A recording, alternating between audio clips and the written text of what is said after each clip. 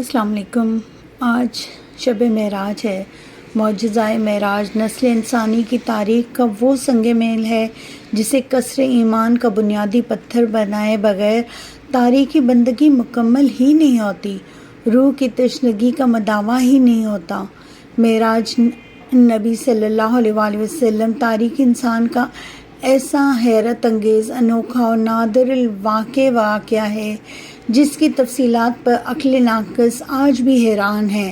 اسے کچھ سجائی نہیں دیتا کہ سفر معراج کیوں کرتے ہوا۔ عقل حیرت کی تصویر بن جاتی ہے۔ مادی فلسفہ کی کھوگر، اربع عناصر کی بے دام باندی، عقل انسانی یہ سمجھنے سے قاصر ہے کہ انسان کامل حدود سماوی کو عبور کر کے آسمان کی بلندیاں طے کرتا ہوا لامکاں کی وسعتوں تک کیسے پرواز کیا، اور وہ کچھ دیکھ لیتا ہے جسے دیکھنے کی عام انسانی نظر میں تاب تک نہیں ہے۔ معراج پیغمبر اسلام کی زندگی کے ان واقعات میں سے ایک ہے جنہیں دنیا میں سب سے زیادہ شہرت حاصل ہوئی، اور ایک روایت کے مطابق ہجرت سے تقریباً 1 سال پہلے 27 رجب کی رات کو پیش آیا۔ اس کا ذکر قرآن پاک میں بھی ہے، حدیث مبارک میں بھی ہے۔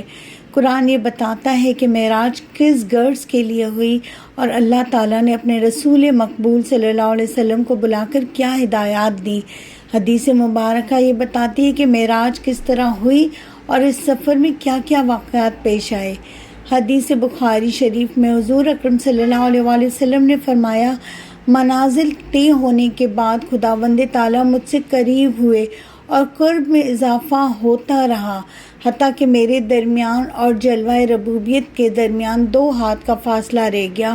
اور اس کیفیت کا ذکر باری تعالیٰ نے قرآن کریم میں یوں فرمایا، پس آپ صلی اللہ علیہ وسلم اللہ کے قریب ہوئے اور اللہ تعالیٰ بھی قریب ہوئے، فاصلہ اتنا رہ گیا جتنا کہ کمان کا تیر سے ہوتا ہے، بلکہ اس سے بھی قریب۔ اس قرب کے مقام پر پہنچ کر بھی حضور اکرم صلی اللہ علیہ وسلم مطمئن رہے اور لبوں پر تبسم تھا۔ حضور اکرم صلی اللہ علیہ وسلم کی آنکھ جو کچھ دیکھتی تھی، قلب مبارک اس کی تصدیق کرتا تھا۔ صحیح مسلم میں ہے کہ یہاں پر اس رات میں حضور پاک صلی اللہ علیہ وسلم کو 3 تحفے ملے۔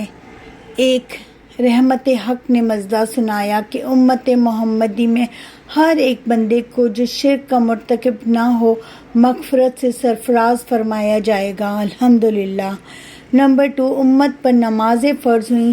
اللہ جل شانہ نے اپنے حبیب پاک صلی اللہ علیہ وسلم کی تسکین قلب کی خاطر مزید کرم نوازی فرمائی اور امت محمدی پر خاص رحمت کہ ان 5 نمازوں کی ادائیگی کا ثواب 50 نمازوں کے برابر کر دیا۔ اس طرح مرضی الہی بھی پوری ہوئی اور اللہ کریم نے اپنے محبوب کو مطمئن کیا۔ اور تیسرا، سورہ بقرہ کی آخری آیات جس میں اس امت پہ حق تعالیٰ کی کمال رحمت اور لطف و عنایت، عفو و مغفرت، جس کی رنگ برنگ دعا اس امت کو تلقین کی گئی۔ اشارہ اس طرف ہے کہ سورہ بقرہ کے آخر میں جو دعائیں تم کو تلقین کی گئی ہیں وہ ہم سے مانگو، ہم تمہاری یہ دعائیں درخواستیں قبول کریں گے۔ اگر تیرا ارادہ ہم کو اپنے دریائے کرم سے ہمارے مطلوب عطا نہ کرنے کا ہوتا تو ہم کو طلب اور استدعا کی تعلیم بھی نہ دیتا۔ 27ویں رجب کی شب حضور اکرم صلی اللہ علیہ وسلم معراج پر تشریف لے گئے۔ یہ رات ہمارے ضائع کرنے کی نہیں ہے۔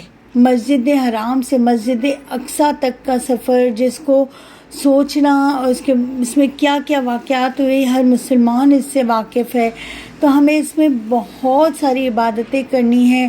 اس میں ہمیں روزے رکھنے ہیں، اس کے روزے کا ثواب سالوں کی عبادتوں کے برابر ہے۔ ہمیں اس کو ضائع نہیں کرنا ہے جتنا ہو سکے۔ ہمیں نہیں پتہ کہ آنے والے شب معراج تک ہم ہوں یا نہ ہوں، ہمیں اپنی عبادات سے ہمارے آگے کی منزلیں آسان کرنی ہیں۔ ہمیں چاہیے کہ اس میں استغفار پڑھیں، درود پاک پڑھیں، اور جتنا زیادہ ہو سکے ہم جو ہے اپنے گناہوں کی معافی مانگے، 100 بار تسبیح سبحان اللہ والحمد للہ ولا الہ الا اللہ واللہ اکبر ولا حول ولا قوت الا باللہ والعلی العظیم پڑھیں، اپنے لیے، اپنے ماں باپ کے لیے، مسلمانوں کے لیے، اپنے وطن کے لیے، عمر بھر کی محتاجی سے بچنے کے لیے، ایمان پہ خاتمے کے لیے، قبر کی کشادگی کے لیے، جنت کی ہواؤں کے لیے، اللہ کے دیدار سے مشرف ہونے کے لیے دعائیں مانگیں۔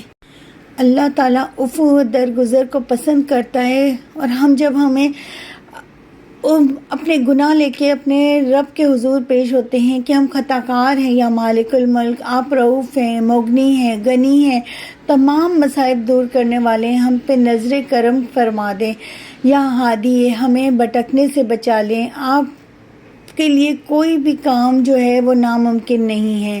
بس آخر میں یہی کہوں گی کہ ہاتھ اٹھائے، سر کو جھکائے، رحم کی تیرے آس لگائے، آئے ہیں یا رب تیرے در پہ، اپنے کرم کی ہم پہ نظر کر، آرزوئیں کچھ دل میں بری ہیں، آنکھیں تیری سمت لگی ہیں، رحمت کے دن پھر ہمارے، ہم ہیں تیرے محبوب کے پیارے، صلی اللہ علیہ وآلہ وسلم۔